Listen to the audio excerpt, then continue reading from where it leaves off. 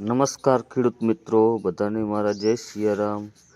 અમે ઘરે ખાવા માટે શાકભાજી વાવી છે, તો અલગ અલગ પ્રકારનું બકાલું છે, તો જુઓ વિડીયોમાં। ફુલાવર, પાલક, લસણ, મૂળા, ડુંગળી તેમજ કોથમી જેવી શાકભાજી છે। અને ફુલાવર કેવું સરસ લાગે છે। આપણા વિસ્તારમાં હવામાન પ્રમાણે બધું જ થાય છે। જય માતાજી, જય શ્રી કૃષ્ણ।